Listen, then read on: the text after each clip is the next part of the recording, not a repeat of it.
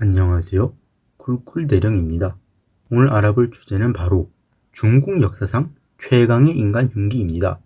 즉 중국 역사 속에서 가장 강한 힘을 가지고 있었던, 머리보다 몸을 이용해 적을 직접 잡는 전술에 능했던 맹장이라고 보시면 될 것 같습니다. 순위는 객관적인 기록에 근거하여 선정했음을 알려드립니다. 5위 한세충.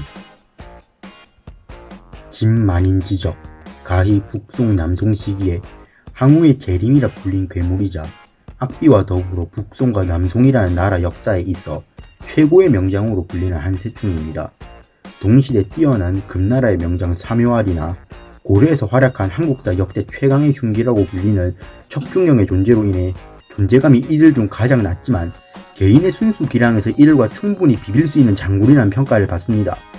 특히나 사묘할이는 6회군 모두에서 뛰어난 모습을 보여준 올라운더형 명장에 가깝지만 한세충은 척중령과 더불어 순수 무력 자체가 빛났던 인물이기도 하죠. 18살이라는 젊은 나이 때부터 그는 타고난 걸 알 수 있는 부분이 있는데, 서하와의 전쟁 중 서하의 장수들이 성에 박혀서 대기를 하고 있자 성문을 부수고 들어가 적 우두머리의 목을 직접 베며 성으로 내던져 사기가 오른 군사들과 함께 서하군을 박살냈다고 합니다. 이후 본격적으로 무력 과시에 들어가는데 겨우 50명의 병력을 데리고 요나라 부대 2000명을 겁에 질려 패퇴시켰으며, 금과의 전쟁 중에는 수만의 군사를 결사대 300명과 함께 방어하며 역으로 털어 그들이 도망가게 하는 행보를 보였습니다. 그러나 정말 안타깝게도 그는 중국사 최악의 군주 중 한 명인 예술왕제 송이종의 시대에 살았고, 결국 그의 분투에도 휘종이 금에 항복하는 굴욕을 지켜볼 수밖에 없었으며, 이후 휘종의 아들 고종이 남쪽으로 나라를 옮기고 남송이라 칭할 때에는 이제 편안히 노고를 보낼 때 보였으나, 간신 진회의 계략으로 악비가 모함으로 죽게 되었고, 그 역시 악비를 변호한 탓에 한세충은 모든 벼슬을 내려놓고 은둔하며 세상을 떠돌려 1151년 학령 63세로 세상을 떠났다고 합니다. 4위 유유. 남북조 시대 최고의 명장이자 용장, 맹장까지 모든 타이틀을 다 가진 유송의 창건자 유유입니다. 유유는 농부 출신이었지만 기록상 175cm의 당대로 굉장한 장신으로 타고난 피지컬을 바탕으로 뛰어난 군인으로 성장하게 됩니다.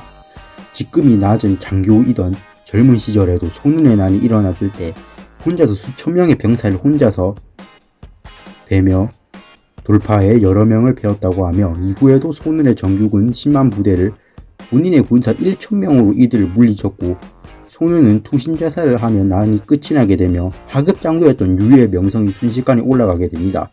1대1 대결에서 적을 맞추어 죽였다는 일화와 적의 기지가 있는 절벽을 오르기 위해 절벽에 칼을 박아 절벽을 오르는 등 어마어마한 무력의 소유자였음을 알고 수 있으며, 때문에 그가 이후 동진의 권력자가 되었고 중노년기가 되어 유송을 창건하고 황제에 오르자 선비족의 나라인 부기가 한족 정벌을 위해 그의 나라를 침략하지만 그는 역시나 부기를 참교육시키며, 그로 인해 부기는 그의 생전 유송 땅을 1도 건드리지 않았으며 그를 두려워했다고 전해집니다. 3위 유수. 광무제. 중국사 최고의 명군으로도 불리는 황제이자 왕망의 쿠데타로 무너졌던 한 황실을 다시 일으켜 세운 장본인으로 뛰어난 리더십을 가진 인물이었지만, 그는 군인으로도 훌륭한 인물이었습니다.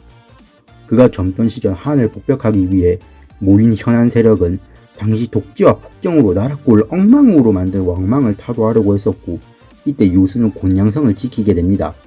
왕망은 군대를 43만이나 보내어 곤양성을 무너뜨리려고 했습니다.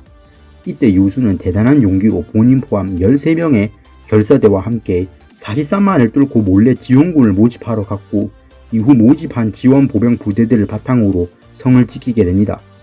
유수는 보병 3천여 명과 정면으로 43만을 돌파하기로 하는 다시 한번 정말 목숨이 위험한 무모한 일을 시도합니다. 그리고 기적이라고 해도 믿기지 않을 정도로 43만의 군대가 완전히 오합지졸이 되며 적작 왕심의 목이 날아가며, 이후 신나라의 군대는 갑작스럽게 비바람이 몰아치는 날씨에 강물이 크게 차올라 넘쳐 흘러 쏟아지며 퇴각하면서도 큰 치명타를 입게 되며 겨우 수천 명만이 살아나갔다고 전해집니다.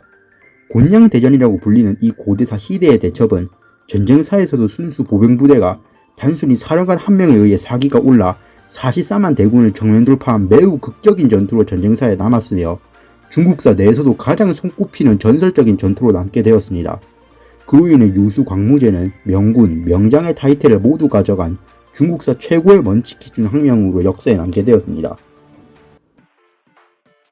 2위 오호대장군.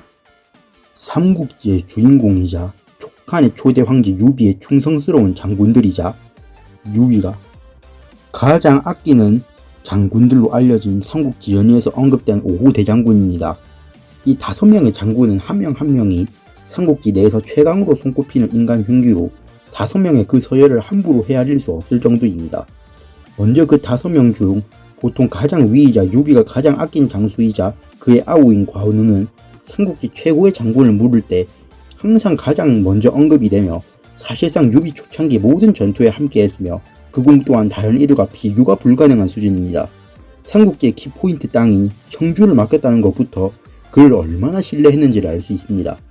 두 번째로 장비 역시 관우에 이은 유비군 최고 장군이자 대부분의 공을 관우와 함께 공유하는 용장입니다.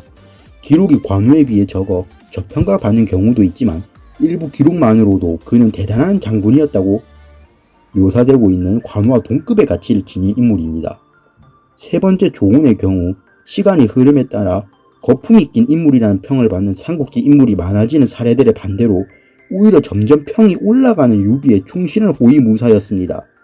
네 번째 마초의 경우 본래 유비에게 가기 전 군벌 출신으로 무리를 이끌 만큼 싸움 실력과 전술적인 면에서도 뛰어난 장수였으며 유비군에서 이러한 능력이 굉장히 빛을 냈습니다. 마지막으로 5번째인 황충의 경우도 삼국지 연에서 알려진 대로 유비에게 투항한 늙은 장수로 묘사되나 늙어서도 그 무력 하나는 괴물이었으며 특히나 유비군 최대의 사업 한중 공방전에서 위의 사령관 하우연을 죽이고 촉한의 승리로 굳힌 장본인으로서 역시나 대단한 인물입니다. 이렇듯 촉한의 5장군은 유비가 삼국지의 주인공이 되는 데 굉장한 큰 기여를 한 인물들로 제갈량과 함께 촉한 최고의 인재들이었다고 평가를 받습니다. 1위 항우. 변의 여지가 없는 중국사 최강의 인간 흉기이자 중국사 최고의 명장, 세계사 혹은 아시아 내에서도 최고 명장 중 한 명으로 최일선에서 언급되는 항우입니다. 항우의 경우엔 개인의 무력과 통솔 능력, 용병수물 등 무분성 군사적 재능이 뛰어난 엄청난 먼치킨이었습니다. 중국사 내에서도 가장 독특하고 유니크한 생애를 보냈다고도 평가받는데 그는 어린 시절 만인에 대적하는 힘을 배우고자 했고 이후 삼촌 향량을 따라 거병하고 불과 2년 만에 패왕이라 불리게 됩니다. 이러한 과정 속에 항우는 대표 전투인 거룩대전을 포함해 수 열세에서 모두 대승을 거두며 1패도 거두지 않았으며 기록의 묘사에 따르면 단신으로 기병 수백여 명을 썰어버리고 몇천 명의 병사로 수십만 대군을 일방적으로 학살하는 등 거의 소설 속 인물이라고 의심될 지경인데요. 그러나 이러한 항우의 무력은 고대사 특성상 과장이 있을 수도 있으나 여러 사기, 역사서에 서술된 동일한 내용에서 이와 같은 그의 무력 묘사를 싣고 있기 때문에 결국 과장된 인물이라고도 볼 수 없는 인물입니다. 화룡점적인 팽성대전에서 풍우나 유방의 60만 군대를 겨우 3만의 군대로 일방적으로 학살해버렸는데 이로 인해 항우는 이러한 머릿수를 극단적으로 무시하고 대승을 거둔 사례는 세계사를 통틀어서도 드물기에 그는 더욱 전설적인 인물로 역사에서 평가받습니다. 그러나 정치적인 능력과 앞서 전투에서의 학살에서 알 수 있듯이 포용적인 면에서는 다소 부족했고 결국 희대의 풍우나 유방에게 이러한 부족함이 밀리고 팀 내 브레인 범증, 용병술의 천재 한신의 탈주 이후 몰락해가며 해하 전투에서 일생 유일한 패배를 기록하고 5강에서 자결하며 생을 마치게 됩니다. 그러나 그의 이러한 전설적인 일대기와 그의 삶은 아직도 세계 역사에서 이미지 자체가 상징이 되어 우리에게 그 명성을 알리게 되었습니다. 오늘 영상은 여기까지입니다. 재미있으셨다면 구독과 좋아요, 알림 설정까지 부탁드립니다. 감사합니다.